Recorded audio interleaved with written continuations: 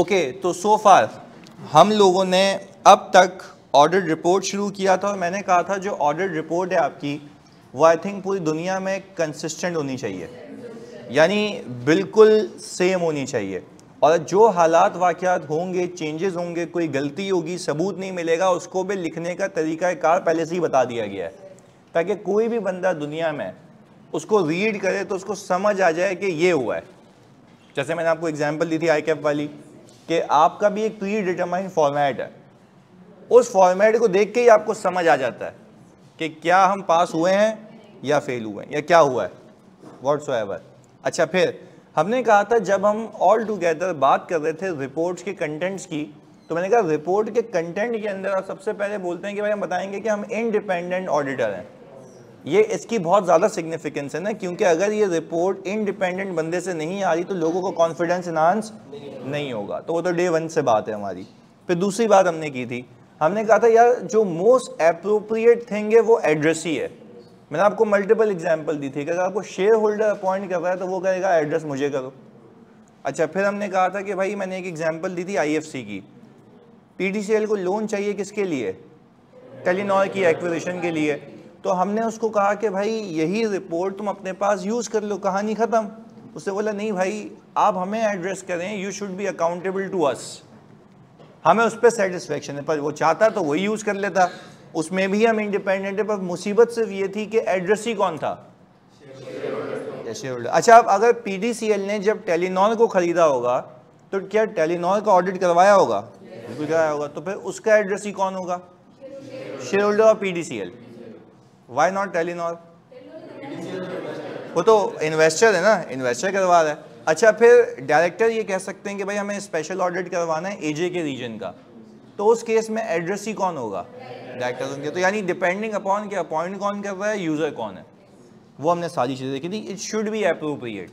तो यूजुअली आपको ये करना चाहिए, जो इंगेजिंग पार्टी है उसी को एड्रेस करना है, जो इंगेजिंग पार्टी है उसी को एड्रेस करना है। सर अगर IFC पहले वाली रिपोर्ट ही एक्सेप्ट कर लेता तो फिर हम IFC को अकाउंटेबल नहीं थे अगर कोई मिस्टेक हो जाती। मैं अगेन कह रहा हूँ, अकाउंटेबल तो आप तब हो गए ना जब आप ऑडिट गलत करो। ये बात मैं कल भी बता चुका हूँ, आज फिर से बता रहा हूँ, अगर IFC वही रिपोर्ट यूज़ कर लेता तो मुझे कुछ और करने की ज़रूरत नहीं थी। और फिर अगर कोई भंड निकलता तो रेगुलेटर मेरी इंस्पेक्शन करता, वो ये देखता कि मैंने ऑडिट सही किया था, मैंने रिस्क असेसमेंट सही की थी या नहीं की थी। लेट से अगर एक इनकरेक्ट एक्सचेंज रेट यूज होने का रिस्क था और मैंने उस पर काम ही नहीं किया हुआ, तो भाई फिर तो हम गए। अच्छा, हम ये कह रहे हैं कि भाई ऑल टुगेदर गोइंग कंसर्न के मसले थे, हमने उस पर काम ही नहीं किया, तो फिर हमारे मसले हैं। रिसर्च एंड डेवलपमेंट हो रही है, रिसर्च कैपिटलाइज हुई हुई है, हमने काम ही नहीं किया, तो आपने रिस्क ही नहीं देखे ना, तो वो भी तो आगे यही बोलेगा। इससे अकाउंटेबिलिटी का क्या मसला आ रहा है? हम कह रहे हैं आप अभी जिसको एड्रेस कर रहे हो, जो अपॉइंट कर रहा है उसी को अकाउंटेबल हो, पर इस रिपोर्ट के यूजर तो बहुत सारे हैं ना। हम तो क्या कह रहे हैं, हम तो एड्रेस उसको करेंगे जो मुझे एंगेज कर रहा है, सीधी सी बात है। तो जिसने मुझे एंगेज किया मैंने उसको एड्रेस किया, और अगर उसमें कोई मसला निकलता है तो वो तब निकलेगा जब मैं कोई ऐसा काम कर दूं कि मेरे रिव्यू पे ये समझ आए कि मैंने काम सही परफॉर्म नहीं किया था। वो तो बात की बात है, कल भी डिस्कशन हुई है। चलें ओके आगे। सर अगर इश्यूज निकल आते हैं जब हम बैंक की डिमांड पर ऑडिट करें और हम मैनेजमेंट को ठीक करने के लिए कहते हैं तो मैनेजमेंट ठीक कर लेती है, तो क्या फिर हम बैंक को कम्युनिकेट करेंगे भाई जब ठीक हो गया तो क्या आप अपनी ऑडिट रिपोर्ट में ये कहोगे कि ये मसले थे, या आप बोलेंगे these financial statements are free from material misstatement? ऐसा ही है। अच्छा, ये क्यों कह रहे हो फ्री है? तो कोई मिसस्टेटमेंट नहीं है ना। अच्छा, मिसस्टेटमेंट कब तक थी? जब तक वो सही नहीं हुआ था। सही नहीं करेंगे तो फिर हम किसके जरिए बता देंगे? रिपोर्ट के जरिए, वो हम कम्युनिकेट कर देंगे। पर जब तक सही हो गया तो आप फिर रिपोर्ट में लिख रहे हो कि यार मैंने उसको कहा था उसने सही कर लिया, तो बोलेगा भाई सही बताना किया या नहीं किया। रिपोर्ट इसकी गुंजाइश नहीं दे रहा आपको कि जो गलतियां थी वो बता दो। वो बोलेगा भाई रिपोर्ट में ये बताओ कि सही है FS या नहीं है, इसलिए आपको रखा गया है। हाँ, अगर मैनेजमेंट सही नहीं करती, अब डायरेक्टर्स को बोलोगे, डायरेक्टर्स भी बोलते हैं भागो यहाँ से, तो अल्टीमेटली अब कहाँ बता दोगे? रिपोर्ट में खत्म हो जाएगी वहाँ कहानी। क्लियर है? ये बेसिक बात थी। अच्छा भाई, लाइबा राव आ गई मार्केट में, वो कह रही है कि सर लेकिन सर आपने बताया था कि मैनेजमेंट को नहीं बताएंगे क्योंकि नहीं, ये किसने कह दिया? हेलो, ये कौन सी ये फजूल बात है? लाइबा ये कौन सी फजूल बात है, मैंने ये कब कहा था कि मैनेजमेंट को नहीं बताएंगे? मैंने तो ऐसी कोई आज तक ज़बान यूज़ नहीं की। आप मुझे एक वीडियो निकाल के दे दो, आज टीचिंग ख़त्म कर देंगे। मैं तो ये कह रहा हूँ कि मैंने कब कहा कि मैनेजमेंट, जिसको सही करना है उसको नहीं बताओगे? जिसको सही करना है, जिसकी गलती है, आप बेटा आप उसको कह रही हैं, यूँ क्या कहते हैं, सुनो देखो, दो चीज़ों को कभी मिक्स नहीं किया करो, मेरी इस बात से बड़ी हट जाती है फ़ौरन। मैंने आपको कहा था जब इंटरनल कंट्रोल की डेफिशिएंसी होती है ना, उस स्पेसिफिक बंदे को उसकी कंप्लेन ऊपर होगी। नहीं आ रही बात समझ? Why you are mixing up two things यार। मैं इंटरनल कंट्रोल को इतने प्यार से सिखाया तुम लोगों को, तुम हर्ट कर रहे हो मेरे को। कितने प्यार से बताया इंटरनल कंट्रोल को समझते हो रिस्क असेस करने के लिए, अगर उसके डिजाइन में कोई भंड होता है तो आप उसी को कह के जाओगे सही कर लेना। नहीं, हायर अथॉरिटीज को कहोगे ना, जो मॉनिटरिंग के लिए जिम्मेदार है, उसको बोलोगे भाई ये सही करा लो यार, तुम्हारी जिम्मेदारी बनती है सही कराना, इंप्लीमेंट तो वो करेंगे, मॉनिटर तो तुम कर रहे हो ना। तो डायरेक्टर्स को बताता हूं, ऐसा नहीं है कि उसको नहीं बताऊंगा कि तेरी गलती है, उसको बताऊंगा सही करने के लिए किसको कहूंगा। पर क्या यहां पे मैं कंट्रोल टेस्टिंग कर रहा हूं या अमाउंट्स का ऑडिट?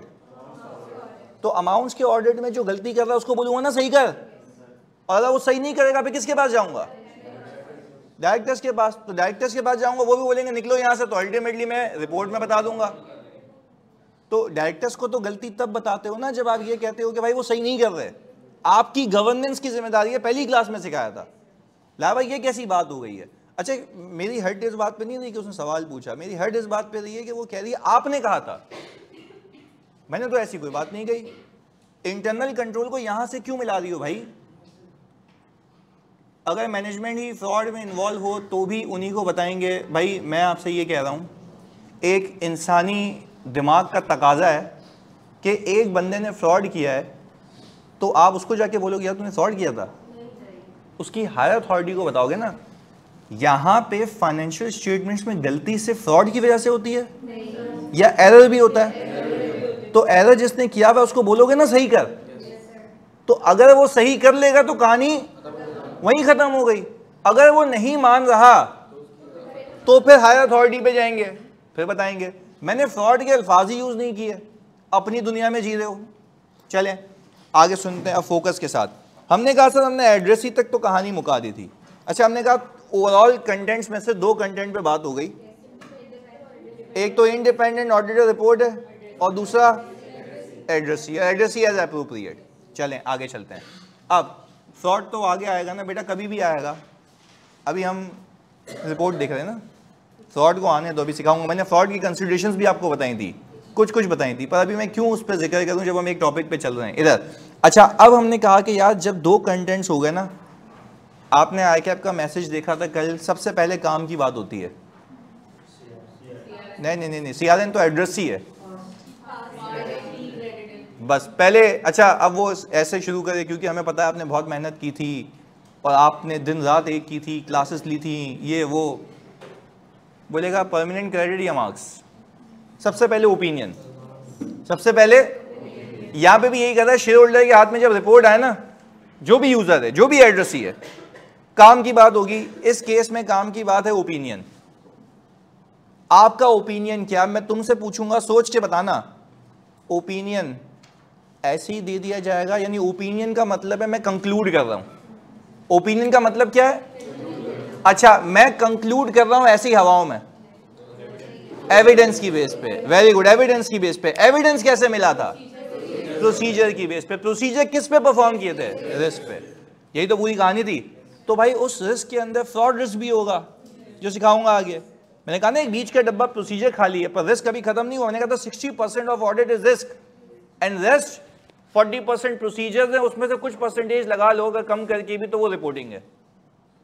ओवरऑल ऑडिट की बात करूं, ये तो सबसे आखिर पन्ना है ना, कि सब कर कराने के बाद ये नतीजा है, कंक्लूजन है। और कंक्लूजन ड्रॉ किया जाता है एविडेंस के बेस पे, सबूत के बेस पे, और सबूत आएगा प्रोसीजर परफॉर्म करके। तो हम ये इस स्टेज पे पहुंच चुके हैं। अच्छा, अब वो सबसे पहले कह रहा है कि जब भी आप अपनी रिपोर्ट में ओपिनियन का पहला डालेंगे, सर जो रिपीट कर रहे हैं क्या वो पिछले लेक्चर्स कंप्लीट करके आए, प्लान देंगे साथ?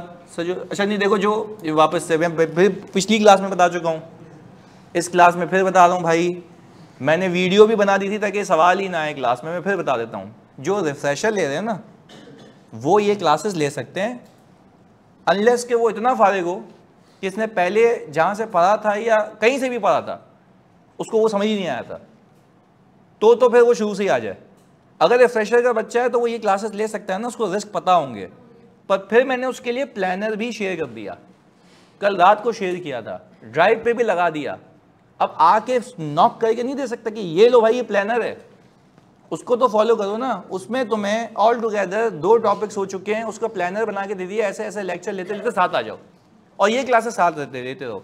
और जो बिल्कुल फ्रेश बच्चा है उसके लिए ये लेक्चर लेना पाप है, वो शुरू से आएगा। हाँ, शुरू से रिस्क को कुछ इंटरनल कंट्रोल देख के ज्वाइन कर सकता है ताकि उसको समझ आए कि मैं क्या बकवास कर रहा हूँ पिछली वाली। क्लियर है? आगे सुनते हैं। अब मैंने ये कहा कि भाई हम बात कर रहे हैं ओपिनियन की, काम की बात। एग्रीड। सबसे पहले तो मैंने आपको व्यू भी दिया कि भाई सबसे पहले काम की बात, इसलिए क्योंकि काम की बात यही है कि भाई ओपिनियन क्या है ऑडिटर का, किसके ऊपर ओपिनियन है? फाइनेंशियल स्टेटमेंट्स के ऊपर। अच्छा, अब एक मजे की बात, क्या मैं इंटरनल कंट्रोल पे ओपिनियन दे रहा हूँ? फाइनेंशियल्स पे। इस बात को याद रखना, आगे मैं टेस्ट भी करूँगा। अब आगे जो सवालात आएंगे ना तुम्हारे दिमाग की वो चक्री घुमा देंगे, इसलिए बता रहा हूँ। सुनना, मैं ये कह रहा हूँ कि आपको ये पता होना चाहिए कि मैं इंटरनल कंट्रोल पे ओपिनियन नहीं देता, सिर्फ उसको समझता हूँ और टेस्ट करता हूँ, सिर्फ इसलिए कि प्रोसीजर कितने परफॉर्म करने हैं, सिर्फ इसलिए कि।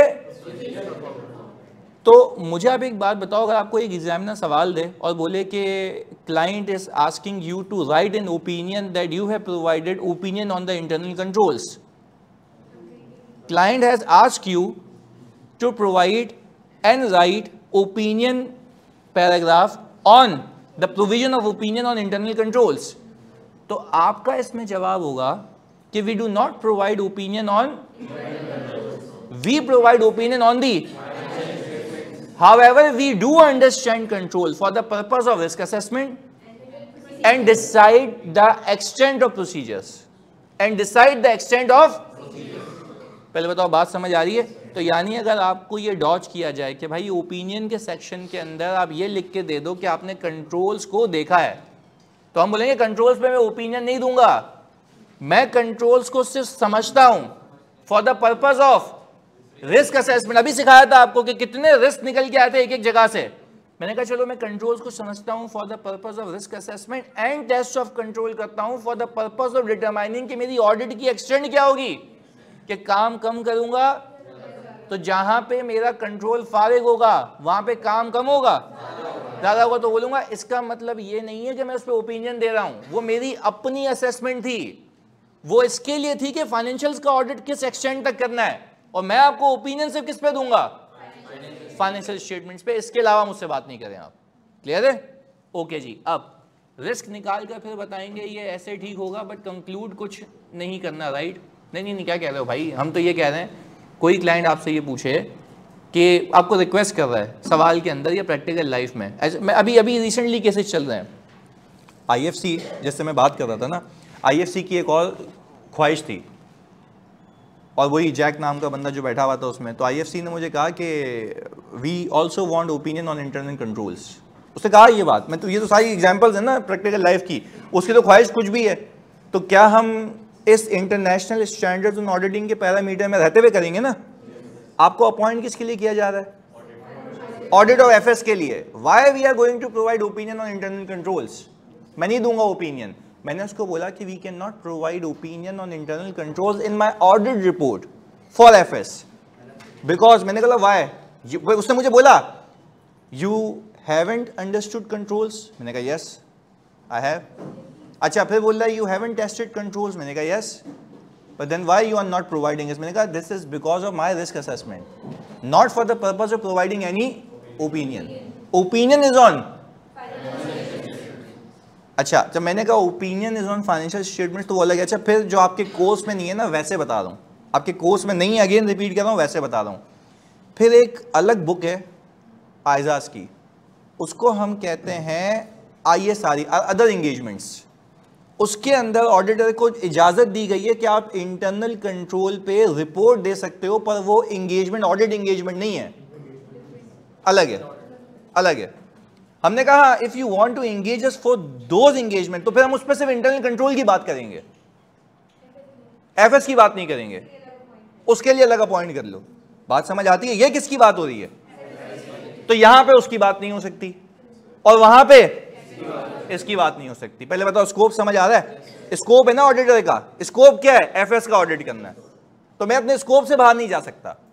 हाँ, अगर मुझे ऑल टुगेदर, मैं वैसे बता रहा हूं, अगर मुझे ऑल टुगेदर किसी इंगेजमेंट पे अपॉइंट करना है इंटरनल कंट्रोल के लिए, तो उसके लिए volume 2 of international standards on auditing है। हम बात कर रहे हैं वॉल्यूम 1 की। वॉल्यूम 1 में स्पेशल एंगेजमेंट, वॉल्यूम 2 में स्पेशल एंगेजमेंट्स आती हैं, वॉल्यूम 1 में ऑडिट एंगेजमेंट्स, वॉल्यूम 1 में क्या आती हैं? वॉल्यूम 2 में स्पेशल एंगेजमेंट्स आपके कोर्स का पार्ट नहीं है। सिर्फ समझाने के लिए कि यार सही है भाई, कंट्रोल्स के लिए अपॉइंट करना है वो मसला अलग है, उसके लिए अलग से एंगेज करो, इसमें उसको ना मिलाओ। वो क्या कह रहा था, उसने ना अपनी रिपोर्ट का फॉर्मेट दिया था मुझे, बोला आप मुझे ऐसे ऐसे लिख के दे दो। अच्छा, मैंने कहा तुम्हारे बाप की रिपोर्ट है, ऐसे ऐसे लिख के दे दो। हमें ऑडिट किसके तहत करना है?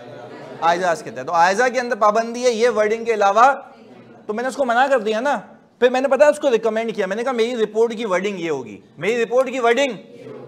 तो मुझे एक बात बताओ, बिल्कुल C5 की बात है वो, तो मुझे एक बात बताओ, मैंने जब उसको बोल दिया मेरी रिपोर्ट की वर्डिंग ये होगी, तो उसको फिर वही तस्लीम करनी है, ऐसा है? अच्छा, और फिर वो बोले कंट्रोल्स वाली रिपोर्ट की वर्डिंग क्या होगी, तो मैं वॉल्यूम 2 में जाऊंगा, वाली रिपोर्ट उठाऊंगा, उसको बोलूंगा भाई ये रही। अब अगर तुम्हारी रिक्वायरमेंट्स पे पूरी उतरती है ये, तो हमें एंगेज करो, अदरवाइज हमें एंगेज करने की कोई जरूरत नहीं है। इससे बाहर तो पूरी दुनिया में कोई नहीं जा सकता, हाँ या नहीं? क्यों? सबके लिए सेम है, सबके लिए सेम है, ग्लोबली सेम है। तो पहले बताओ, ओपिनियन को पाक साफ रखने का मकसद समझ आया? ये this opinion is only on, तो देखो शुरू कहां से हुआ है, पूरी कहानी सुनाने का मकसद क्या था? We have audited financial statements of कोई भी कंपनी का नाम होगा for the year ended December 31, 2000। अच्छा, स्टैंडर्ड ये कह रहा है कि आप यहां पे क्लैरिटी से लिखो, हमने ऑडिट किया था, फाइनेंशियल स्टेटमेंट्स किया था, इस कंपनी का किया था, इस ईयर का था। ऐसा ना हो ना कि कंपनी आपकी रिपोर्ट किसी भी एफएस की भी चिपका के बोले ये ऑडिटर ने देखी हुई है। नहीं, ये बात समझ। देखो ऐसा ना हो ना कि आपकी रिपोर्ट तो साइंड है, ओरिजिनल है, और आपने पीरियड नहीं लिखा उस पर, तो किसी भी साल पे लगा के बोले ऑडिटर ने ऑडिट की हुई है, तो क्या यूजर का कॉन्फिडेंस एनहांस हो जाएगा? बिला वजह किया ही नहीं है। तो आप पहले बता दो हमने ऑडिट किया था, इस इदारे का किया था, नाम मेंशन करो, और नाम वही वाला मेंशन करना है जो मेमोरेंडम ऑफ एसोसिएशन में, हाँ ना? कोई और कर दो, नहीं सब मसला है ना सर। तो ये कितनी बारीक चीजें हैं, क्योंकि आप अपने आप को किसी ऐसी चीज के साथ मुंसलिक नहीं करना चाहते जो आपने की नहीं है। तो भाई ऐसे ही थोड़ी ना कि आपकी जिम्मेदारी लगा दी, रिपोर्ट इतनी अहम है। अब मैं बच्चों को देखता हूँ ना, नाम गलत लिखे हुए होते हैं, तो बच्चे मुझे आगे जब मैं उनको डांटता हूँ ना इस पर, तो मैं उनकी रूह निकाल देता हूँ। मतलब जब ये गलतियां करके लाते हैं ना कि भाई ये, मैं बोलता हूँ इतना इंपॉर्टेंट ये लास्ट डॉक्यूमेंट है जो आपके हाथ से जा रहा है, मतलब फाइनल साइन तो इस पर होगा ना, तो ये कैसे गलत हो सकता है? सर नाम ही तो गलत है। अबे भाई क्यों गलत है? सर पीरियड ही तो गलत है। अबे मैंने कहा भाई कैसी बात कर रहा है यार, ऑडिट इस साल का कर रहे हैं तो पीरियड भी इसी साल का मेंशन किया जाएगा। तो आपने ना बड़ा ख्याल रखना कि अगर एग्जामिनर आपको ऑल टुगेदर रिपोर्ट दे और बोले ये सिचुएशन है, इसके लिए अपॉइंट हुए गए हो, तो वो आपसे जो है इंडिपेंडेंट हटा देगा, ऊपर से एड्रेस ही गलत कर सकता है। तो मैं आपको वो हेड्स अप दे रहा हूँ कि क्या क्या कर सकता है वो, क्योंकि बच्चे फिर ना ये याद करने में लगे होते हैं रिपोर्ट। भाई आप समझ लो ना एक बार, फिर एक बार रीड करोगे याद हो जाएगी। बोलते हैं ना क्रैमिंग क्या करें, तो आपको रिपोर्ट को अच्छे से दिमाग में फिक्स करना होगा। गलती तो तब निकाल पाओगे ना जब पता हो कि सही क्या है, तो वो सही के लिए मैं सिखा रहा हूं। फिर एक पाकिस्तानी रिपोर्ट होती है जो इंटरनेशनल स्टैंडर्ड्स ऑन ऑडिटिंग के साथ साथ कुछ एडिशनल चीजें होती हैं, तो उसकी गुंजाइश है कंपनी लॉ वाली, तो वो हम देखेंगे आगे। पहले हम क्या सीख रहे हैं, इंटरनेशनल स्टैंडर्ड्स ऑन ऑडिटिंग के। सर आप हमें किसी कंपनी की रिपोर्ट दिखाएंगे, जानी बहुत सारी कंपनीज की रिपोर्ट दिखाएंगे, अब तो रिपोर्ट ही रिपोर्ट है। अब तो अभी जो आगे बातें होंगी वो कंपनी की रिपोर्ट ही की होंगी, तो हम सारी कंपनी की रिपोर्ट्स आपको दिखाएंगे। सही है जी, जो मैंने ऑडिट की हैं वो बनाई हुई भी हम नहीं होंगी। इधर देखो प्लीज फोकस के साथ। अब इधर, अब हमने कहा कि आपने ये तो कर लिया क्लियर कि we have audited accompanying financial statements of XYZ company for the year ended 31 दिसंबर 2020। फिर उसको ये बताना है कि फाइनेंशियल स्टेटमेंट्स में आता क्या क्या है। बड़ी अहम बात करूंगा, आप उसको बताना है फाइनेंशियल स्टेटमेंट्स में। अच्छा आपने बोल दिया balance sheet, profit and loss, statement of comprehensive income, cash flow, changes in equity and notes, बस। अच्छा, आप एक हैवी बात करता हूँ, आपको पता है ना कि जब फाइनेंशियल पब्लिश होते हैं तो पूरी एनुअल रिपोर्ट बनती है, ये पता है? ऑनलाइन में तो जल्दी बताओ, ये पता है कि पूरी एनुअल रिपोर्ट बनाई जाती है जिसमें डायरेक्टर्स की कमेंट्री भी होती है शुरू में, और फिर वो पूरे डायरेक्टर्स के चक्कर होते हैं, ये डायरेक्टर हैं, ये हमारे लीगल एडवाइजर हैं, शरिया कंप्लायंस वगैरह सब चल रहा होता है। अच्छा, मेरी आपसे ये गुजारिश और ये पूछने लगा हूँ मैं, प्लीज़ सुनना। अब वैसे भी मैं आपको दिखा भी दूंगा, आप जाके सर्च भी कर लेना, पाकिस्तान स्टॉक एक्सचेंज की साइट पे जाना, किसी भी लिस्टेड कंपनी को उठाना, आपको फाइनेंशियल्स बहुत बाद में दिखेंगे, पर फाइनेंशियल से पहले ऑडिट रिपोर्ट होगी, उसके पहले पूरी कमेंट्री चल रही होगी, कंपनी करती क्या है, विजन मिशन, और पूरे उन लोगों ने के जो इन्होंने आज एक्स्ट्रा करिकुलर एक्टिविटीज़ की हुई हैं और जो एमिशन कार्बन पे काम किया, वो सारी तफरीरें चल रही होंगी, डायरेक्टर्स की कमेंट्री होगी, उसके बाद ऑडिट रिपोर्ट होगी और फिर फाइनेंशियल स्टेटमेंट्स होंगे। अच्छा, अब मैं आपसे ये पूछूं, एक बंदे ने पूरी एनुअल रिपोर्ट उठाई, पूरी एनुअल रिपोर्ट उठाई, अच्छा पूरी एनुअल रिपोर्ट उठाने के बाद क्या उसका दिमाग में ये नहीं जा सकता कि ये जो डायरेक्टर्स ने कमेंट्री की हुई है इसको भी ऑडिटर ने देखा है? जाएगा भाई। अगर मैं अपनी रिपोर्ट कहीं चिपका दूं और टॉप पे चिपका दूं पेज पे, तो ऐसा लगेगा कि इसके आगे जितनी भी चीजें हैं सारी ऑडिटर की वेरीफाइड हैं। इसको हम ऑडिट की जबान में कहते हैं, क्योंकि मैं थ्योरी में ज्यादा बिलीव नहीं करता ना, पर मैं थ्योरी को कनेक्ट कर देता हूं। इसको हम कहते हैं एक्सपेक्टेशन गैप को कम करना। क्या कहते हैं भाई? उसकी एक एक्सपेक्टेशन है कि मैंने ये सब किया होगा, जबकि ये एक्सपेक्टेशन गैप है, इसको रिड्यूस करो ना, क्लियर करो ना, लिखो ना कि ये फाइनेंशियल स्टेटमेंट्स में आता है, इसके अलावा कुछ नहीं आता। पहले बताओ, कहानी समझ आती है कि भाई आपने कैसे एक्सपेक्टेशन गैप को कम करना है? एक्सपेक्टेशन गैप का मतलब है कि यूजर एक एक्सपेक्टेशन लगा के बैठा हुआ होगा कि आपने सब देखा हुआ है, जबकि ऐसा नहीं है। हमने सिर्फ फाइनेंशियल स्टेटमेंट्स का ऑडिट किया, तो फिर बता भी दो ना कि फाइनेंशियल स्टेटमेंट्स असल में होते क्या हैं। तो आपने बता दिया balance sheet, statement of comprehensive income, changes in equity, statement of cash flow, और तो नोट भी एफएस में आते हैं, पीपी का नोट। अगर कोई केस डिस्क्लोज हुआ है, कंटिजेंसी, तो वो भी आएगा। तो आपने काम किया था कंटिजेंसी पे, आपको रिस्क पता था कि किसी कस्टमर ने केस फाइल कर दिया हो तो there are risk of undisclose contingency, तो वो सारे भी तो करके आए हो ना। अच्छा, तो आपने जो डिस्क्लोज हुआ तो उसमें अमाउंट्स होती हैं कि पोटेंशियल पेनल्टी ये हो सकती है, वो भी देखी थी पक्का? तो ये रिस्क में देखी थी ना चीजें, उसको ऑडिट करके यहां तक पहुंचे हो, तो तभी तो जिम्मेदारी ले रहे हो। अच्छा, अगर एक पीपी का नोट बना हुआ है और उसके अंदर रीवैल्यूएशन सरप्लस पे रखा हुआ है, रीवैल्यूएशन मॉडल पे रखा हुआ है पीपी, और एचसीए नहीं बताया, तो नोट गलत है। तो आप ये कहोगे कि फाइनेंशियल स्टेटमेंट सही बने हुए हैं, तो कहाँ मसला है? बैलेंस शीट में, नोट्स में। तो ये पूरा हिसाब किताब। कैश फ्लो गलत है तो कैश फ्लो गलत है। अभी ये मैं जो बातें कर रहा हूँ ना, ये सवालों में जब डालूंगा ना, तुम्हारा दिमाग घूम जाएगा। वो सवाल जो आज तक एग्जामिनर ने नहीं पूछे, पहले तुम्हारी मोहब्बत में तुम्हें पास पेपर कराऊंगा, खुश करूंगा, फिर शुरू होगा टेंशन का माहौल उसके बाद से।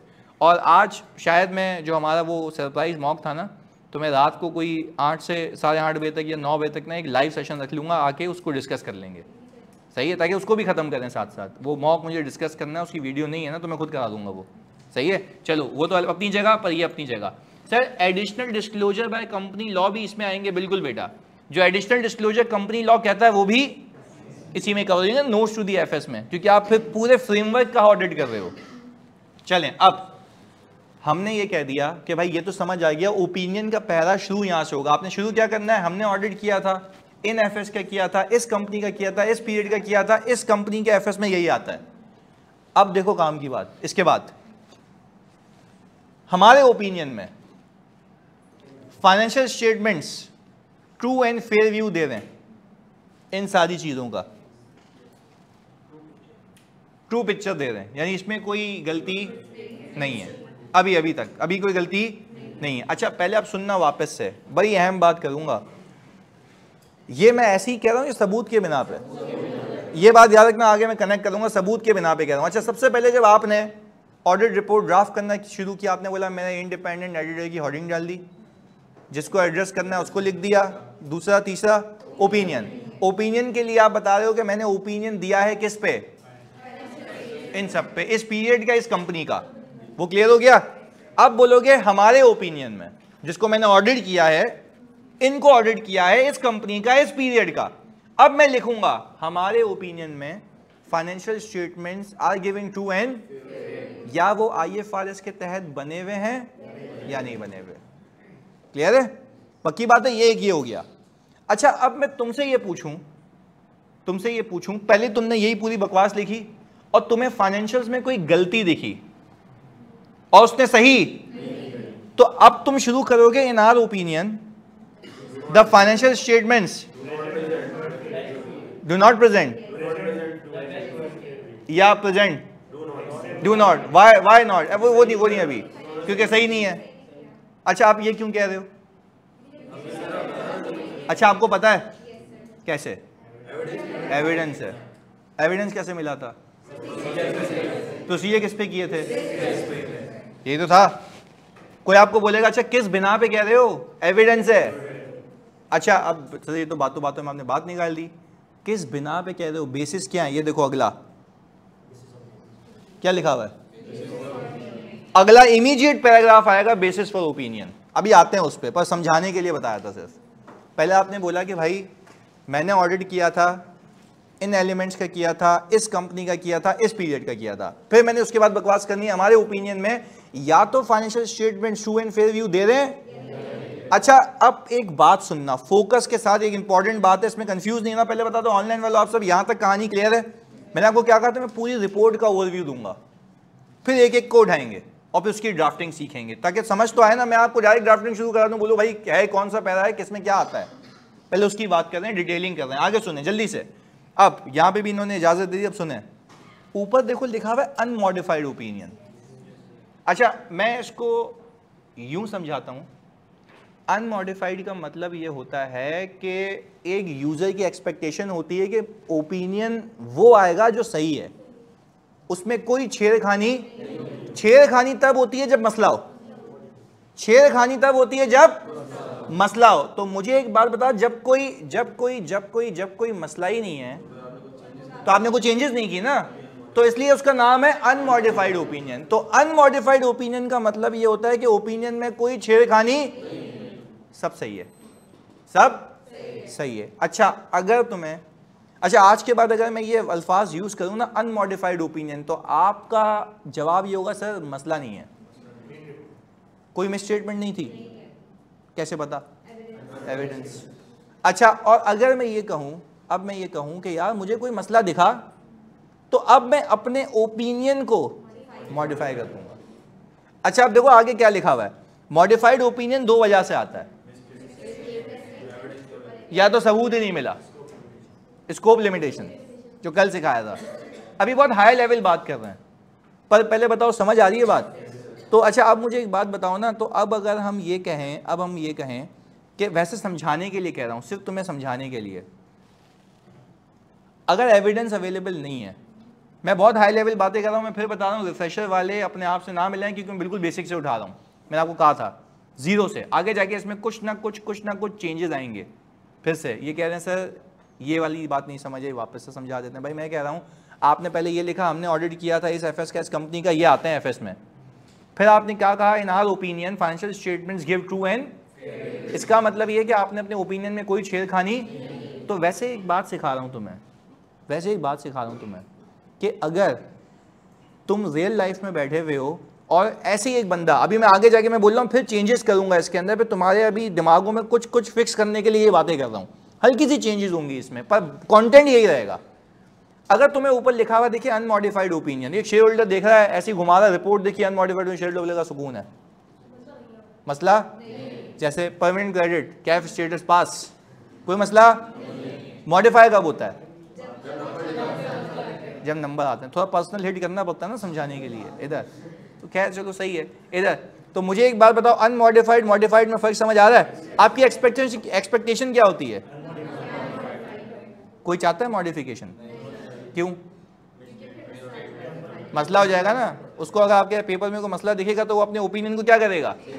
मॉडिफाई कर देगा। तो बोला उस वाले जुमरे में कभी नहीं आना, सही है इंशाल्लाह। चलो ओके, अब सुने इधर। सर अगर साबित हो जाए कि मिस स्टेटमेंट है तो उस ओपिनियन को फैक्ट क्यों नहीं बना देते? अबे क्या कह रहा है सर? अगर वो वाली बात कि कोई मिस स्टेटमेंट हुई एंड डायरेक्टर को बताया, उसने ठीक कर दिया तो भी, अच्छा भाई जल्दी बताओ यार उसको, कोई मिस स्टेटमेंट थी, मैनेजमेंट ने सही नहीं की, डायरेक्टर को बताया, उसने गुद्दी में चमाट लगाई, सही करा ली, नहीं तो आप मॉडिफाइड में जाएंगे अनमॉडिफाइड में? आप अनमॉडिफाइड क्यों? तो अभी भी ये कहोगे FS are not giving true and fair view या गिविंग, तो बात खत्म हो गई ना। हम तो यहीं बैठे हुए इसीलिए तो ऑडिट कर रहे थे कि सही है तो मतलब सही बताओ। अब आप सोचो आप रिपोर्ट में कसीदे कर रहे हो क्योंकि हमने ऑडिट किया था और हमने उनसे बातें की, हम डायरेक्टर के पास गए, फिर उसने उनको बुलाया, फिर हमारी मीटिंग हुई, बोले क्या कर रहा है भाई, ये काम की बात कर, सही है या नहीं है, बस दो बातें, इन दोनों के बीच की लाइन है, या तो सही है, अगर सही है अनमॉडिफाइड, अगर सही नहीं है मॉडिफाइड।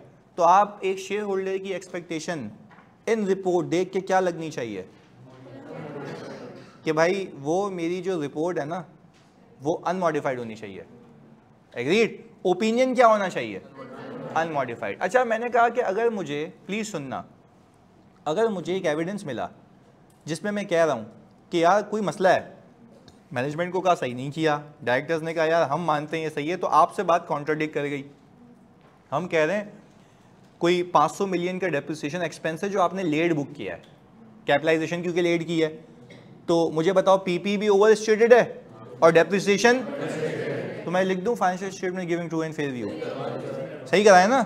अच्छा वो कह रहे हैं भाई हमारी नज़र में यही कैपिटलाइज होना चाहिए था। अच्छा वो क्या कह रहा है, फटा कर रहा है, वो क्या रहा है, कहानी सुना रहा हूँ ना, वो कह रहा है कि नहीं हमने जब यूज़ करना शुरू किया तब से, मैं तो कह रहा हूँ अवेलेबल फॉर यूज़ से होना चाहिए, ऐसा है, तो वो इस बात को मान नहीं रहा।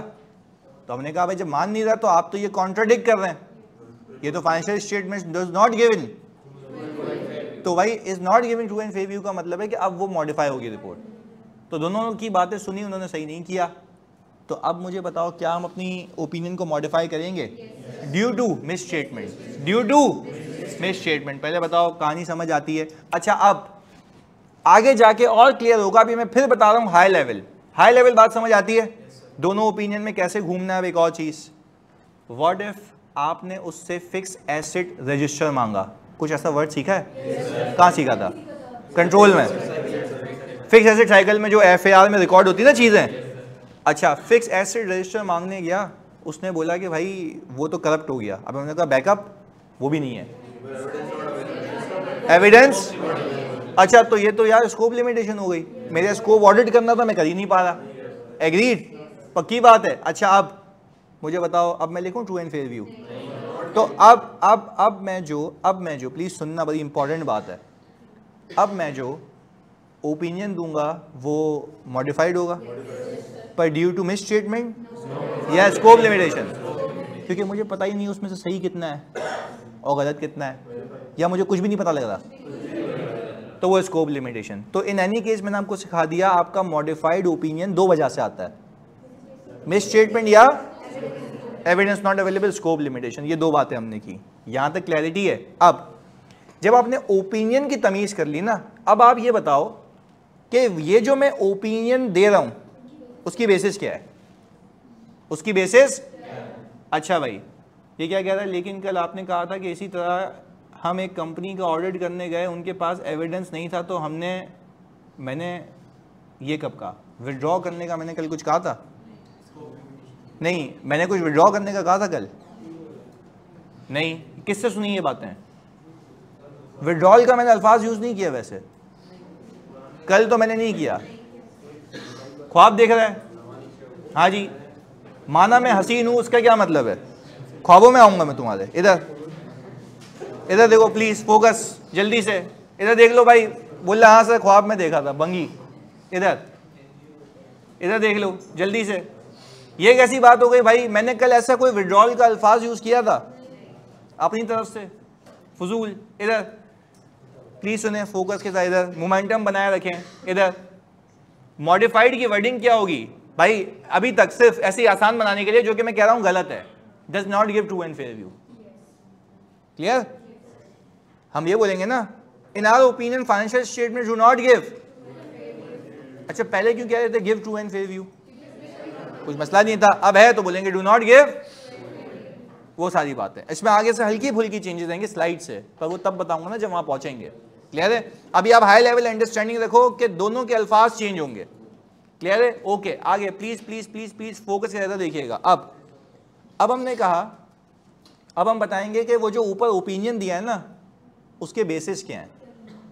आपके जो रिजल्ट के मार्क्स होते हैं उसके भी बेसिस होते हैं, चेकिंग सही है, और तुम्हारा पेपर का करना। अच्छा, हम जो यहां पे ऑडिट कर रहे हैं वो हम कर रहे हैं इंटरनेशनल स्टैंडर्ड्स ऑन ऑडिटिंग के बेस पे। तो देखो क्या लिखा हुआ है, पहला हमने ऑडिट किया था इंटरनेशनल स्टैंडर्ड्स ऑन ऑडिटिंग के तहत, we conducted audit in accordance with आजाद। सही है? अच्छा, फिर मैंने आगे लिखा कि हम इंडिपेंडेंट थे, क्योंकि क्या इस बेसिस पे ही दे सकते हो ना ओपिनियन, अदरवाइज तो तुम नहीं दे सकते। पहले बताओ क्या बात समझ आ रही है? आगे वापस से दो बातें। हमने कहा हमने ऑडिट किया किसके तहत? आइजाज के तहत, और हम इंडिपेंडेंट थे एज पर कोड ऑफ, क्योंकि अगर ये बुनियाद ना हो ना तो ओपिनियन देने के काबिल हम नहीं है। तो ये बेसिस बता दिए मैंने। और आगे देखो क्या लिखा हुआ है, मैं ये लिख रहा हूं कि we have obtained sufficient appropriate audit evidence. SAAE का मतलब है सफिशिएंट एप्रोप्रिएट ऑडिट एविडेंस। अच्छा, सफिशिएंट का मतलब है क्वांटिटी और एप्रोप्रिएट का मतलब है क्वालिटी, कि कोई डुप्लीकेट्स वगैरह हमने नहीं लिए, ओरिजिनल डॉक्यूमेंट्स हमने देखे हैं, वो सारी चीज़ें। अच्छा, जब मैंने ये लिख दिया ना कि मैंने ऑडिट किया था, आइजाज के तहत किया था, मैं इंडिपेंडेंट था और मुझे सबूत मिल गए, बुनियाद तो यही थी ना कि आप ये कह रहे हो ना कि भाई अगर आप ओपिनियन दे रहे हो तो उसकी बेसिस क्या है? सबूत। तो आखिर में क्या लिखा? We have obtained sufficient appropriate audit evidence. अच्छा, तो अब मुझे एक बात बताओ, जब मैंने ये लिख दिया we have obtained sufficient appropriate audit evidence, मैं यहां पे रुक जाऊंगा, पर कब? जब अनमॉडिफाइड होगा। देखो अब कनेक्ट करते हैं ना, मैंने तभी दोनों को ऊपर नीचे रखा हुआ है, सुनना। हमने कहा कि we have audited financial statements of ABC company, FS में ये आता है, in our opinion the financial statements giving to an, यहां रुक गए, नीचे आ गए। हमने ऑडिट किया था, आइजा के तहत किया था, मैं इंडिपेंडेंट था और मुझे एविडेंस मिल गया, कहानी खत्म। कहानी खत्म, कहानी इन द सेंस के बेसिस खत्म, रिपोर्ट तो अभी आगे बाकी है, अभी देखते हैं आगे। सुनना, अभी तो इतनी लेंदी रिपोर्ट होती है, तो देखते हैं ना उसको। प्लीज पहले बताओ यहां तक की पहली कहानी क्लियर है? यहां पे लाके कब रोक दूंगा? भाई सीधी सी बात है ना, मैंने ऑडिट किया था इस कंपनी का, इस पीरियड का, एफएस में यही आता है, हमारे ओपिनियन में financial statement true and fair view दे रहे हैं। किस बेसिस पे दे रहे हैं? आइजा के तहत ऑडिट किया था, इंडिपेंडेंट था और एविडेंस मिल गया। इसके आगे क्या ही बताना। अब सुनते हैं, अगर मैं कहूं, अच्छा पहले बता दो ऑनलाइन वालों, क्या यहां तक बात क्लियर है? जल्दी से तो मैं आगे लेके चलूंगा, इसी को कनेक्ट करूंगा आगे। वेरी गुड, आगे सुनो, आगे सुनो, आगे सुनो। अब मैं ये कह रहा हूं कि अभी भी मैं वापस शुरुआत वहीं से कर रहा हूं। हमने ये कहा कि we have audited accompanying financial statements of ABC company for the year ended, जिसके अंदर balance sheet, PNL, changes in equity, cash flow notes आते हैं। In our opinion the financial statements does not give. अब सुने, जब हमने कहा does not give true and fair view ना, प्लीज सुनना फोकस के साथ, बहुत अहम बात बता रहा हूं, does not give true and fair view. तो फिर मैं बेसिस पे आऊंगा, मैं बोलूंगा मैंने ऑडिट किया था आइजा के तहत, बात सही है? मैं इंडिपेंडेंट था। अच्छा, और मैंने एविडेंस ऑब्टेन किया। तीनों बातें सही हैं। अब उसके नीचे एक और पैराग्राफ बताऊंगा कि मिस स्टेटमेंट थी क्या। देखो क्या लिखा हुआ है, नेचर ऑफ मिस स्टेटमेंट। अच्छा, बेसिस में ये भी आना चाहिए। क्यों? तो पहले क्यों नहीं दिया था? भाई अनमॉडिफाइड में तो और कुछ बताने की कोई नीड ही नहीं थी। अब जो आप बैठे हुए आप बोल रहे हैं कि भाई अब तो मैं बेसिस भी बताऊंगा कि किस बुनियाद पे मैंने ऊपर जो ओपिनियन दिया है वो मॉडिफाइड दिया है। तो अनमॉडिफाइड में कोई और बताने की कुछ नीड ही नहीं है।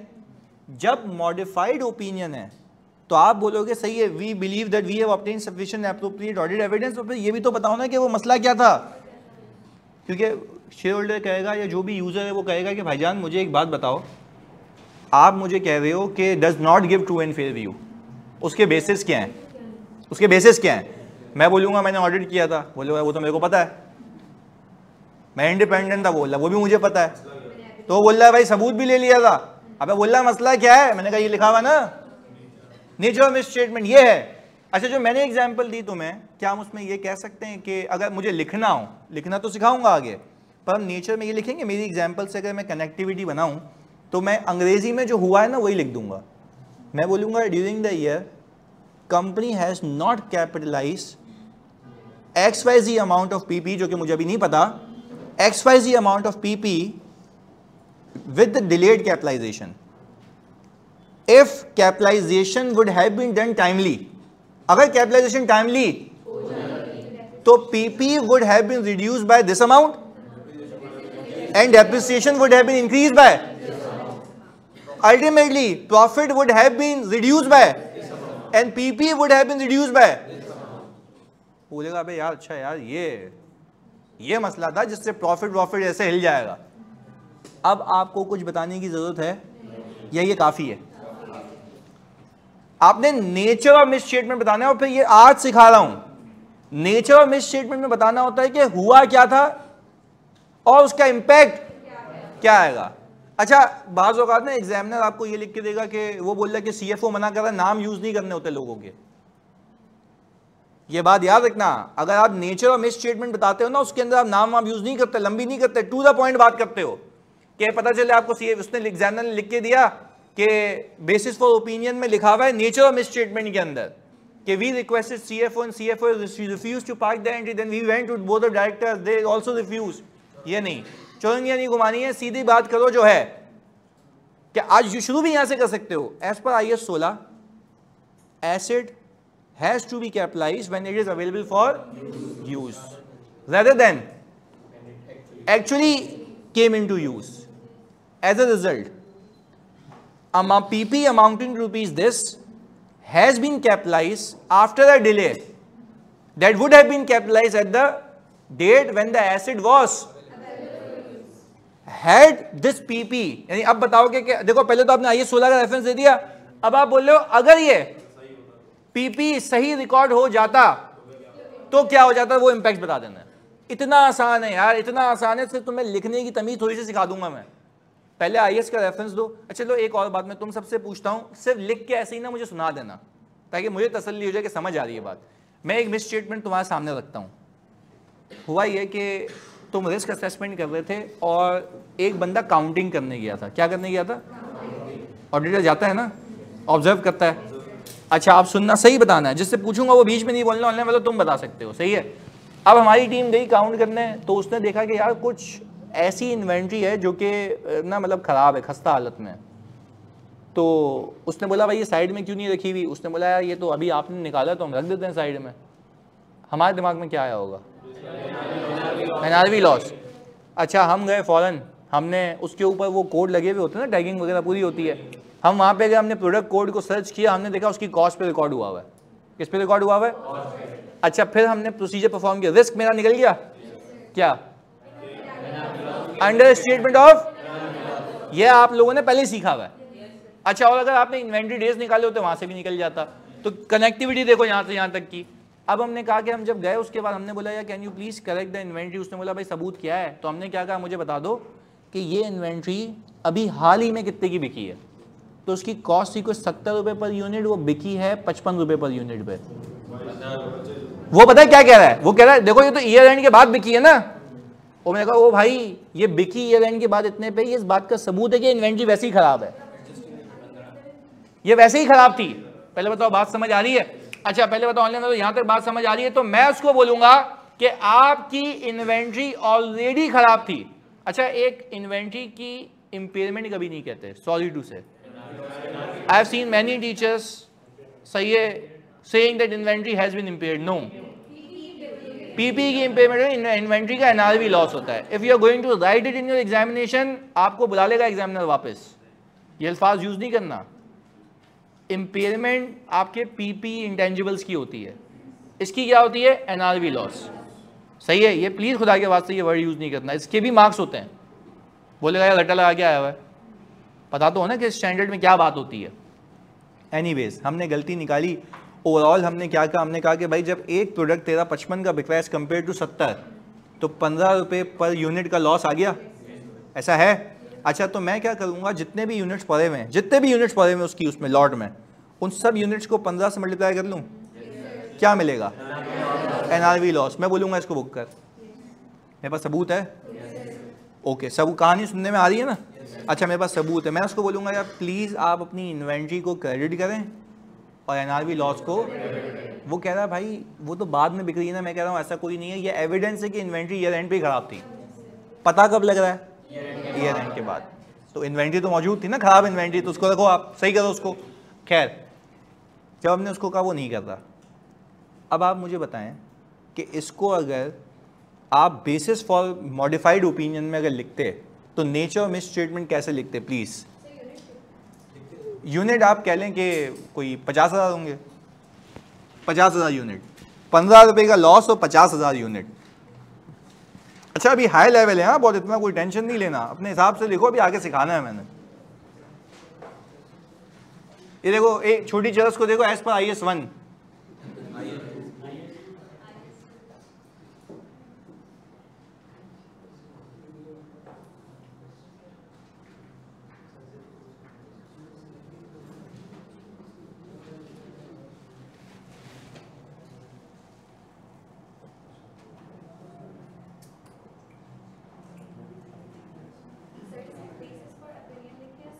नहीं सिर्फ बेसिस फॉर ओपिनियन में भी सिर्फ वो हिस्सा जो नेचर और मिस स्टेटमेंट को बताएगा, क्योंकि एग्जामिनर पता है क्या सुने, मैं आपको एक सुनना एक नहीं सब बातें।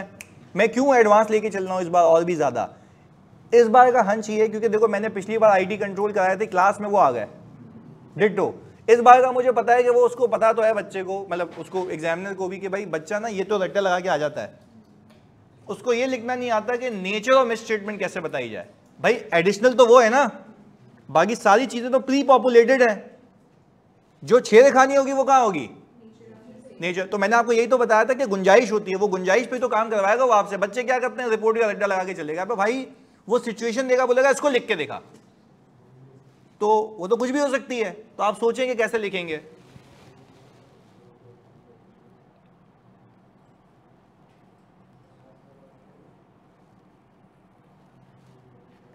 अब देखो यहां पे हमजा ने लिखा है also needs to be incorporated in PNL। ये तो आप सजेशन दे रहे हो, आप तो वो बताओ कि जो हो गया, और अगर हो जाता तो इंपैक्ट क्या होता।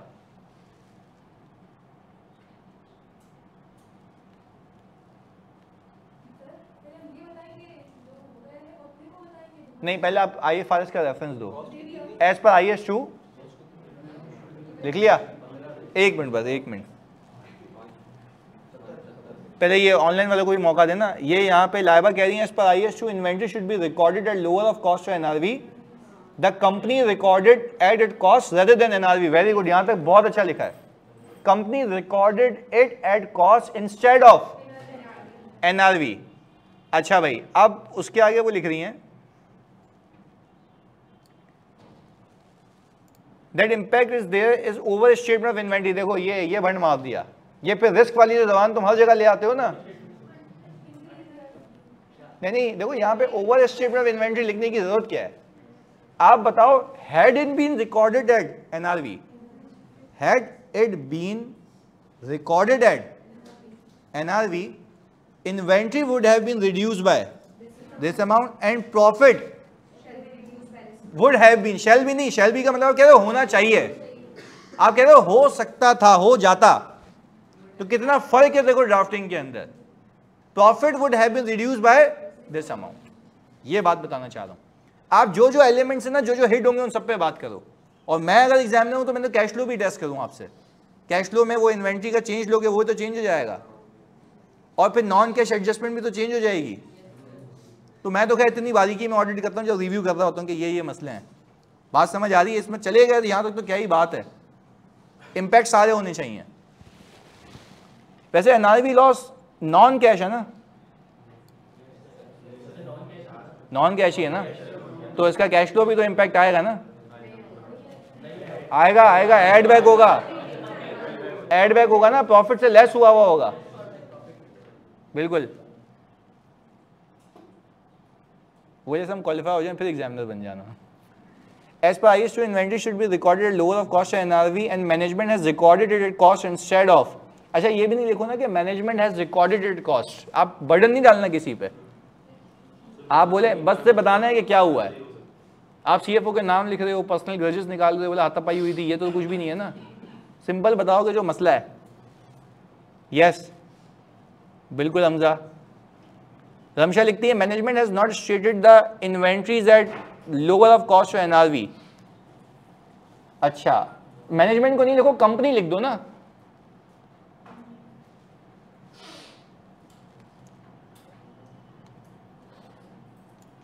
अच्छा भाई we have conducted audit as per ISA we were independent. देखो ये बातें लिखने को बोली नहीं थी मैंने। हसन कह रहे हैं as per IS2 inventory should be recorded lower of cost NRV inventory sold after year end. अच्छा देखो inventory sold after year end ये क्यों बता रहे हो, वो तो आपका प्रोसीजर था, वो आपका प्रोसीजर था, ये क्यों बता रहे हो भाई। आप सिंपल बोलो ना, ये मुसीबत है। As per IS2 inventory should be recorded at lower of cost NRV. Alina आपका रीड कर रहा हूं मैं, management has recorded inventory at cost instead of NRV. बताओ यहां तक सही है। Management has recorded, company has recorded लिख दो, मैनेजमेंट नहीं, क्योंकि आप तुम रिपोर्ट कंपनी पे दे रहे हो। क्या मैनेजमेंट का वर्ड यूज करना सही है? आप बोले कंपनी हैज रिकॉर्डेड, क्योंकि मैनेजमेंट पे वर्डन क्यों डाल रहे हो? वो सबको पता है एफएस बनाने की जिम्मेदारी किसकी है। अभी नीचे पैराग्राफ भी आएगा मैनेजमेंट की जिम्मेदारियों का, वो आएगा अभी। तो आप यहाँ पे किसका नाम यूज करेंगे? कंपनी का। ये वो सारी चीजें जो मैं करेक्ट कर रहा हूँ आज ही आज बैठ के। अच्छा आगे, if the inventory had been recorded at NRV, देखो यहाँ तक सही लिखा है इन्होंने, if the inventory would have been recorded at NRV, inventory would have been reduced by 7,50,000 and profit would have been reduced by the same amount. क्या ऐसा है? अच्छा इन्होंने 750 ऐसे निकाला कि 15 × 50 यही है। सुनाओ जल्दी।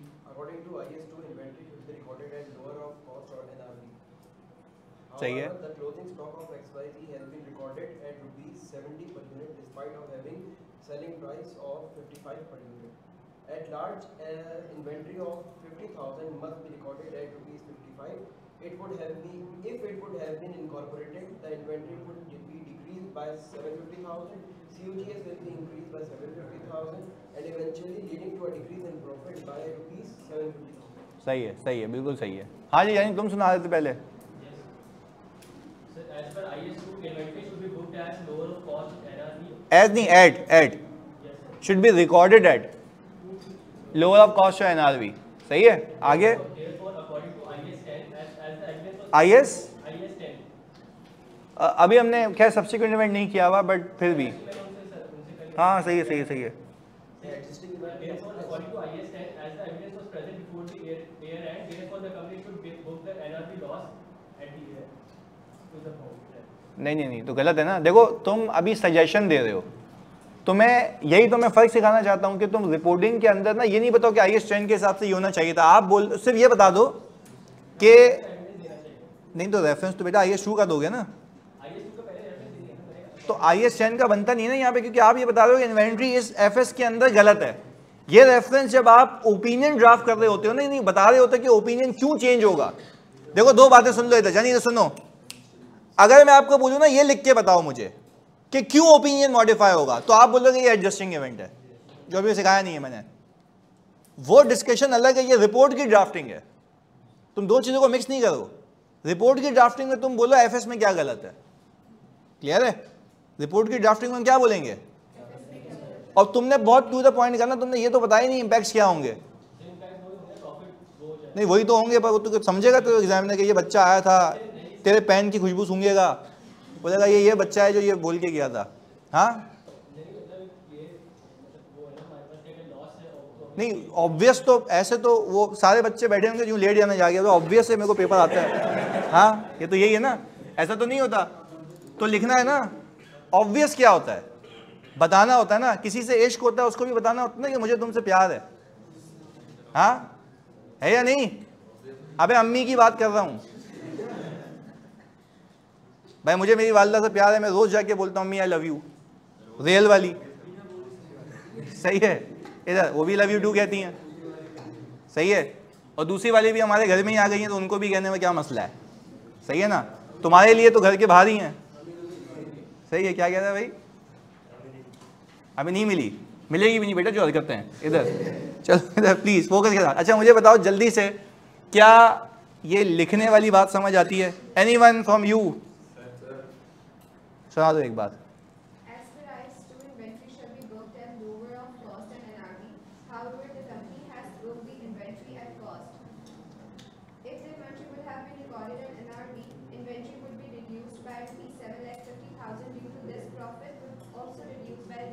Would have been reduced by, बिल्कुल सही है, बिल्कुल सही है ड्राफ्टिंग। देखो अब ये आप बताते हो कि टू द पॉइंट बात है, अब शेयर होल्डर को लंबी नहीं कर रहे आप कि भाई जो बात है वो है ISU के हिसाब से स्पेंड होना चाहिए, हुआ इतने पे, ये होता तो ये, तो भाई शेयर होल्डर बोलेगा ना फिर क्या मुझे पता है कि मेरे प्रॉफिट कितने से ओवर स्टेटेड है, जो कि होना, और उसने अपॉइंट इसलिए किया था कि ट्रू एंड फेयर व्यू बताओ भाई मुझे कि असल पिक्चर ये है कि 7,50,000 रुपये से प्रॉफिट मुझे गलत दिखाया जा रहा है। अगर वो सही कर लेता तो फिर आप रिपोर्ट में ये बकवास करते या फिर वहीं तक रुक जाते, अनमॉडिफाइड तक रुक जाते। क्लैरिटी है जी? जानी आप बोल रहे थे।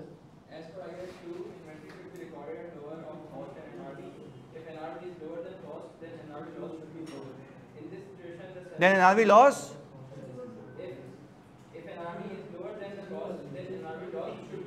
अच्छा देखो ये गलत लिख दिया ना, देखो सुनो सुनो सुनो सुनो सुनो, आप ये रिपोर्ट बना रहे हो, आप उसमें सजेशन नहीं दे सकते, अगर वो लोअर है तो वो बुक होनी चाहिए। आपने जो ऊपर लिख दिया ना कि as per ISU inventory should be recorded at lower of cost और NRV, तो आप बोलोगे बात तो खत्म हो गई ना यहाँ पे। फिर आप बोलोगे company recorded inventory at cost instead of, had it been recorded at NRV, inventory would have been reduced by, और बस ये सही है, बाकी तो आगे सेम है ना। चलें ओके, अच्छा प्लीज आप सुना दे जल्दी से।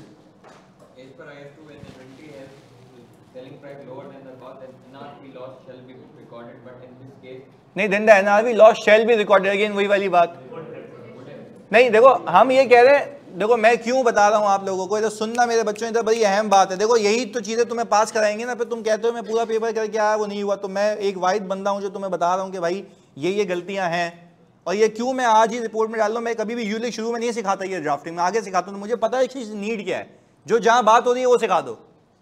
देखो हर चीज़ को लिखने का तरीका अलग है। आप याद करो रिस्क में मैंने अलग बातें बताई थी, फिर इंटरनल कंट्रोल में मैं असर्शन पे पहुँच गया।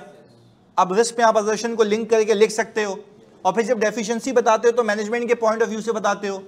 तो वो सारे चीज़ें आपने अलग अलग तरीके से लिखनी होती हैं, हर चीज़ में सेम ड्राफ्टिंग नहीं चलती। फिर याद करो टेस्ट ऑफ कंट्रोल सिखाया, फिर मैंने आपको ये भी सिखाया कि भाई टेस्ट ऑफ कंट्रोल में आपने मेन फोकस पॉपुलेशन पे करना है, कि कहाँ से चीज़ पिक करनी है, और फिर पॉपुलेशन सही भी लिख ली तो फिर इंस्पेक्ट क्या करना है, वो असल टेस्ट ऑफ कंट्रोल है। पहले बताओ कहानी समझ आती है? इस तरीके से इसको लेके चलना है। अच्छा सर रिस्क एंड एक्सप्लेन करो, डेफिशिएंसी एंड इम्पैक्ट में गिरप आ गई, अब टेस्ट ऑफ कंट्रोल की प्रैक्टिस कहाँ से करेंगे? मैंने बोला ना मैं कराऊंगा। वो बोले सर रिस्क पप्पू हो गया, कंट्रोल की डेफिशिएंसी भी समझ आ गई, कंट्रोल की डेफिशिएंसी आइडेंटिफाई भी हो जाती है। तो मैंने कहा बाय तो पैसेज ऑफ टाइम हुई ना प्रैक्टिस से, क्या टेस्ट ऑफ कंट्रोल की प्रैक्टिस अभी पूरी हो गई है, या मैं एक एक करके जलील कर रहा हूँ ना? बताता हूँ, पूछता हूँ तुमसे। तो चलो जैसे ये बच्चा कह रहा है यहाँ पे सर रात को नहीं रखें, अगली क्लास में बुला के जलील करते हैं, वो ज़्यादा अच्छा है, तो कर लेंगे वो। कल पहले सुबह वो रख लेते हैं सेशन इंटरनल कंट्रोल का, फिर मैं तुम्हें बोलूंगा क्या लिखा था बताओ, फिर 5-6 सिचुएशन बना के लाता हूँ। सही है? बस सही नहीं, 9:30 बजे रखेंगे, सही है ना? और फिर 9 बजे के बाद 10 से 11 हमारा रिफ्रेशर हो जाएगा। सही है? अच्छा जी, TOC एंड DOD में फटा होता है। TOC तो अभी हम सीख रहे हैं, टेस्ट ऑफ डिटेल में तो मैं पहुँचा ही नहीं हूँ, तो हम पहले DOC पक्के करेंगे तो आगे जाके वो भी आसान हो जाएंगे। सर जो इन्वेंट्री उसने सेल कर दी after year end at loss, और कुछ इन्वेंट्री लेफ्ट ओवर भी है, तो हम FS में लेफ्ट ओवर इन्वेंट्री, देखो बेटा जब ईयर एंड पे तुम पहुंचे हुए हो ना, ये पहले मिसकॉन्सेप्शन है बच्चे का।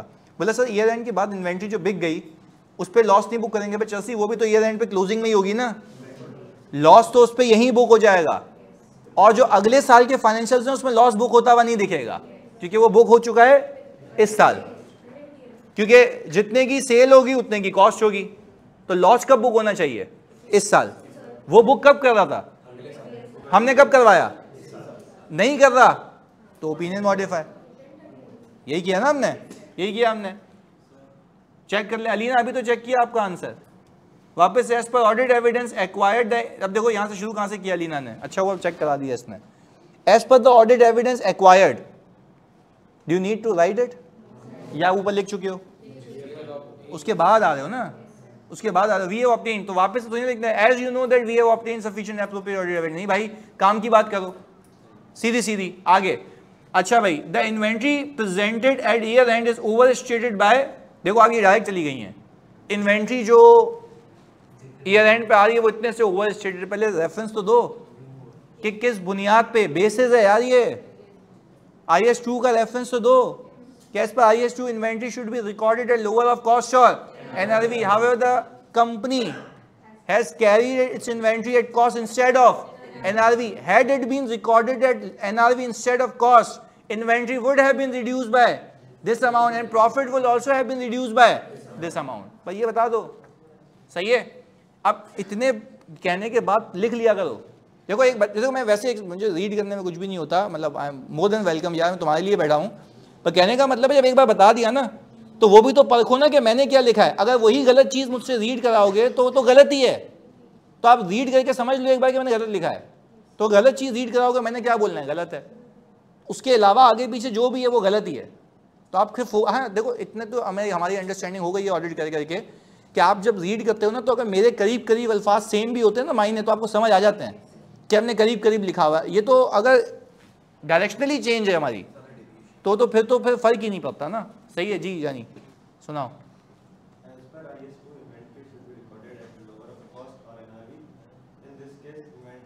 इन दिस केस नहीं, नाउ इन दिस केस नहीं होता। देखो सुनो, आप एग्जामिनर से मुखातिब नहीं हो रहे हो, उसमें किससे मुखातिब हो रहे हो? शेयर होल्डर से मुखातिब हो रहे हो, तो इन दिस केस क्यों कहेंगे? शेयर होल्डर को ऊपर सवाल और नीचे पर्चा थोड़ी ना दे रहे हो, शेयर होल्डर को तो रिपोर्ट दे रहे हो। पहले बताओ बात समझ आ रही है, कहना क्या चाह रहा हूँ? शेयर होल्डर को सवाल और सोल्यूशन नहीं दे रहे, डायरेक्ट रिपोर्ट दे रहे हैं। सर वीडियो काफ़ी लैप्स हो रही है, हैं? लैप्स तो भाई अटेम्प्ट होती है भाई, बाकी की वीडियो लैप्स हो रही है, क्लियर है? वीडियो सही है ना? लैग बोल रहा नहीं होगा, भंगी बोल रही है, लेडीज हैं इधर, फुल HD में आ रही है, सही है भाई, चलो इधर। हाँ जी आगे बोलो।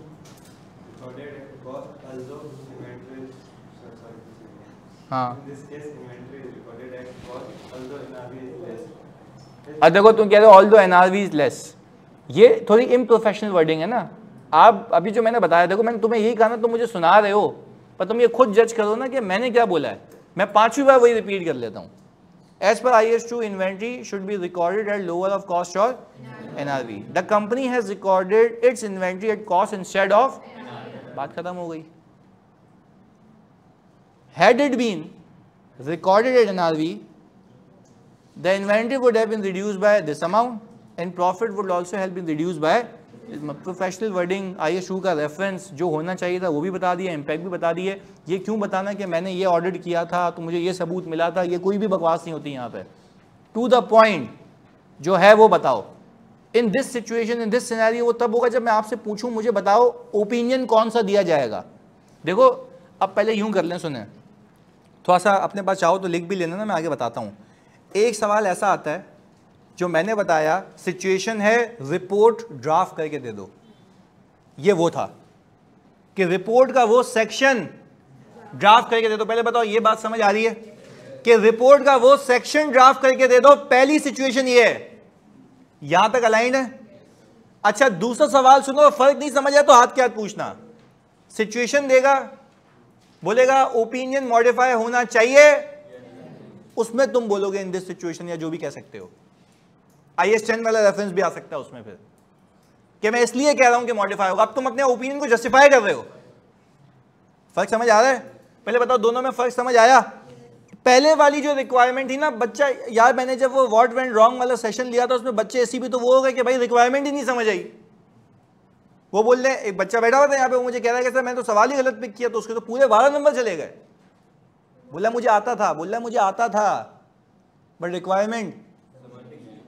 तो अब मुझे बताओ, अगर वो तुम्हें कह रहा है कि रिपोर्ट का सेक्शन लिख के दे दो, तुम मुझे उसको बता रहे हो कि मैं रिपोर्ट मॉडिफाई करूंगा। भाई वो कह रहा है मुझे पता है मॉडिफाई होगी, मुझे लिख के दे दो कि नहीं यही तो हो। वो ये नहीं कह रहा, बोला लिख के दे दो कि मॉडिफाई होगी, तो लिखोगे क्या?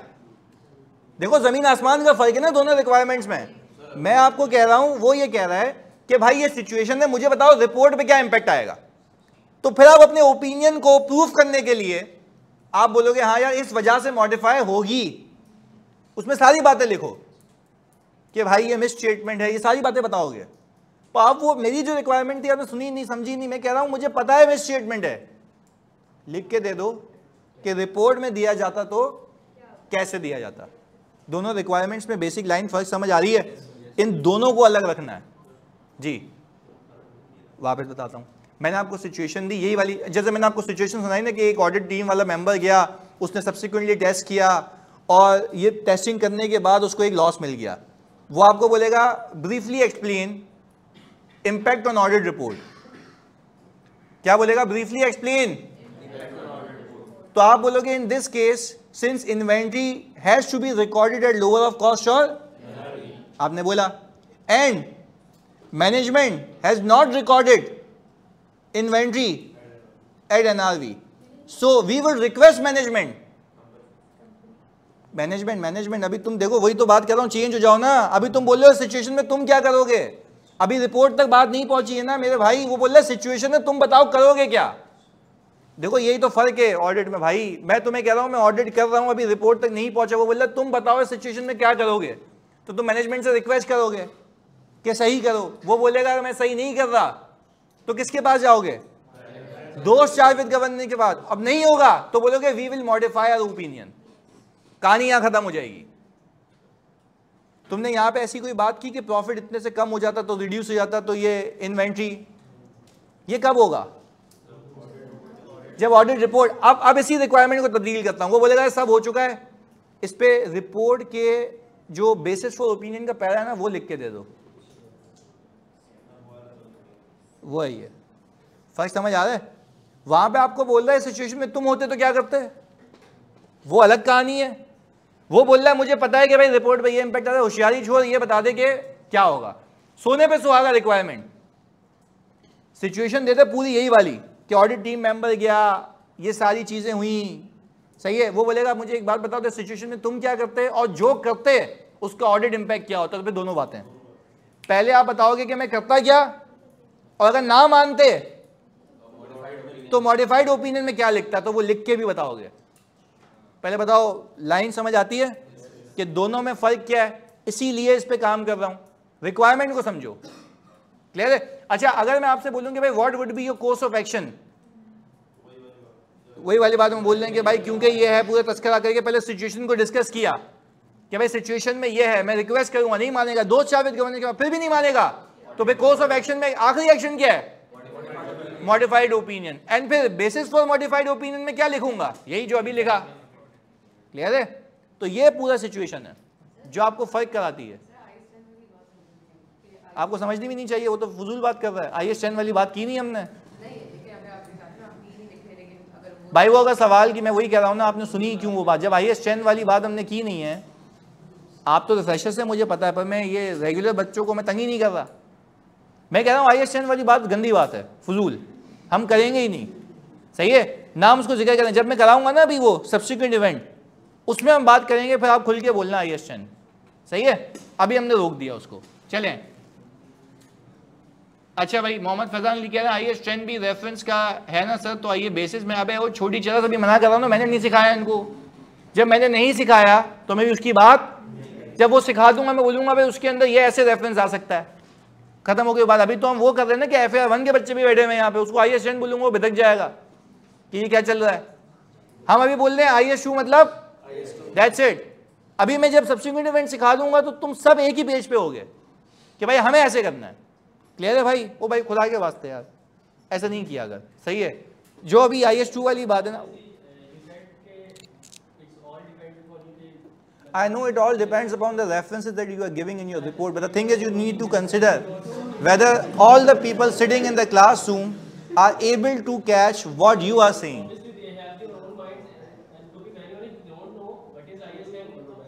They don't know what is IS 10. You need to consider your audience as well, to whom you are communicating, my brother.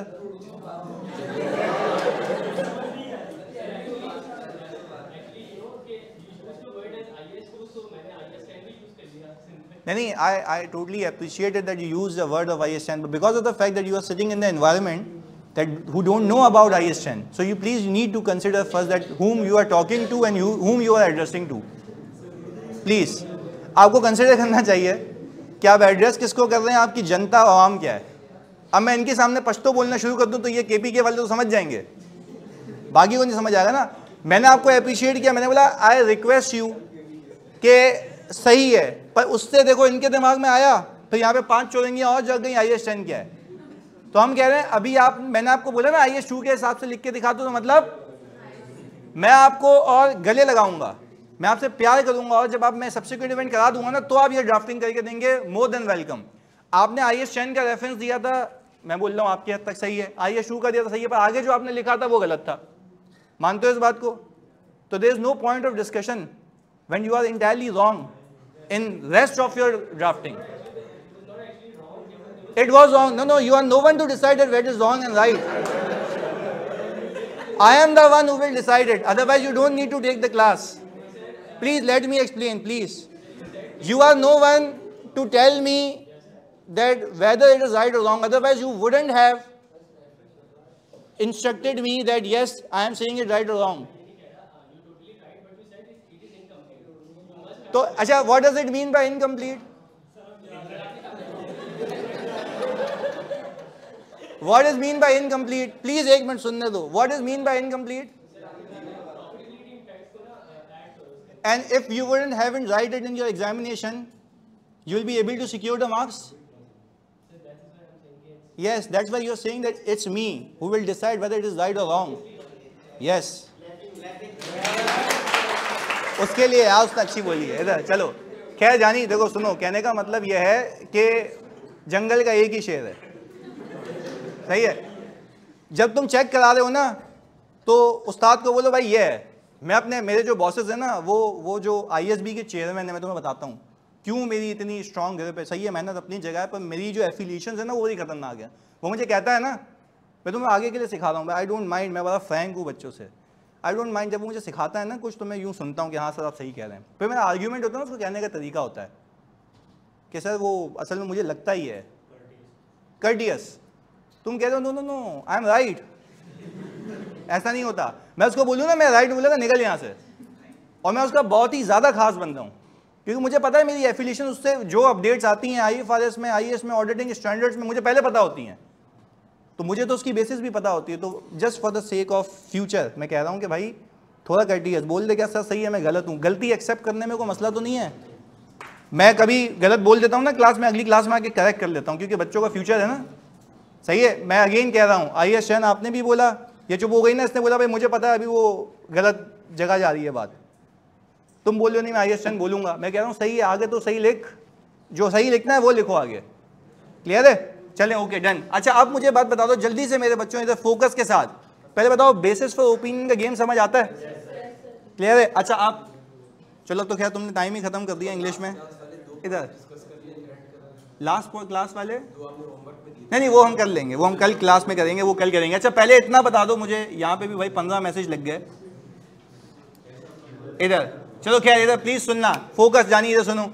पहले बता दो अल्लाह को हाजिर नाजिर जान के जितनी डिटेलिंग आज हमने की है सिर्फ रिपोर्ट के कंटेंट्स में, यहाँ तक की बात समझ आती है कि रिपोर्ट की ड्राफ्टिंग किस जरिए से, किस जुमले में, किस डायरेक्शन में जाती है. तो अब तक सो फार मुझे सिर्फ इतना बता दो, अब तक पहले इंडिपेंडेंट ऑडिटर की हेडिंग, एड्रेसी, ओपिनियन, और ये कहना सही होगा कि basis for opinion depending upon what sort of opinion you are giving.